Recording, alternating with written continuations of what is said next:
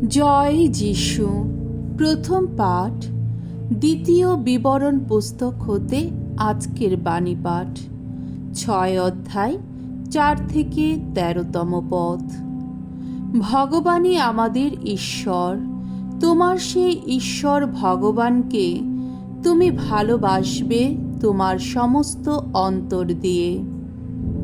মসি একদিন ইসরায়েল জনমণ্ডলীকে এই কথা বললেন, শুনো ইসরায়েল, ভগবানই আমাদের ঈশ্বর, ভগবান এক ও অদ্বিতীয়। তোমার সেই ঈশ্বর ভগবানকে তুমি ভালোবাসবে তোমার সমস্ত অন্তর দিয়ে, তোমার সমস্ত প্রাণ দিয়ে, তোমার সমস্ত শক্তি দিয়ে।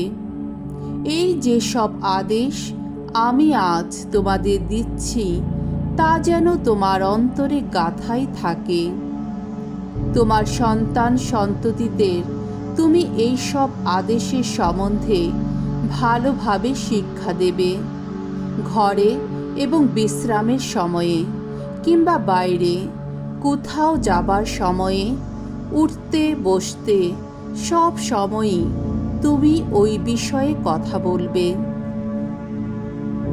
ওই সব কথা লিখে নিয়ে সেই লেখাটা তুমি স্মারক চিহ্ন হিসাবে নিজের হাতের কবজির ওপর বেঁধে রাখবে।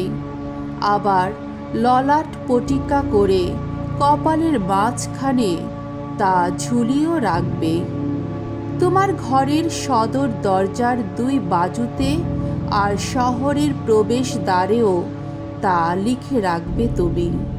তোমার ঈশ্বর ভগবান যে দেশ তোমাকে দেবেন বলে তোমার পিতৃপুরুষ আব্রাহাম, ইসায়াক ও যাকবের কাছে শপথ করেছেন, যেখানে রয়েছে এমন সব বড় বড় সুন্দর সুন্দর শহর যা তুমি নিজে গড়ে তুলনি, তিনি যখন তোমাকে নিয়ে যাবেন সেই দেশে, ভালো ভালো জিনিসে ভরা এমন সব বাড়িঘর যা তুমি নিজে সাজিয়ে তুলনি, পাথর কেটে তৈরি করা এমন অনেক কুয়ো যা তুমি নিজে পাথর কেটে তা তৈরি করনি, আর এমন অনেক আঙ্গুর ক্ষেত, জলপাই বাগান যার গাছগুলি তুমি নিজে মাটিতে রোপণও করনি।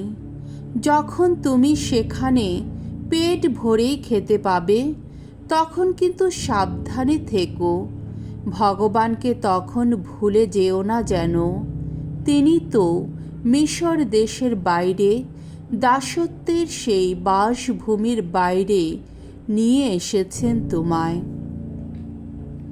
একমাত্র তোমার ঈশ্বর ভগবানকে সম্ভ্রম করো তুমি, তারই সেবা করো, তারই নাম নিয়ে শপথ করো। প্রভুর বাণী। ঈশ্বরকে ধন্যবাদ। সাম সঙ্গীত 18 অধ্যায় 1 থেকে 3 পদ, 46 পদ এবং 50 পদ। ধুয়ো, ওগো ভগবান, শক্তি আমার, আমি ভালোবাসি তোমায়। ওগো ভগবান, শক্তি আমার, আমি ভালোবাসি তোমায়। ভগবান, তুমি আমার শৈলাশ্রয়, দুর্গ আমার, মুক্তিদাতা আমার। ওগো তুমি আমার ঈশ্বর, সেই শক্তি শৈল যার শরণ নিয়েছি আমি। তুমি আমার রক্ষা ফলক, ত্রাণ শক্তি আমার, গিরি দুর্গ আমার। আহা, নিত্য বন্দনীয় তিনি। ভগবানকে ডাকলাম আমি, শত্রু কবল থেকে রক্ষা পেলাম। জয় ভগবান। ধন্য ধন্য শৈলাশ্রয় আমার, আমার ত্রাতা ঈশ্বর যিনি। আহা, মহিমা তার নিত্য ঘোষিত হোক। ভগবান তার এই রাজাকে মহাবিজয়ী করেন। তার অভিষিক্ত জন এই দাউদের প্রতি তার দয়া অবিচল, আহা চির অবিচল। বাণী বন্দনা। জয় জয় প্রভুর জয়।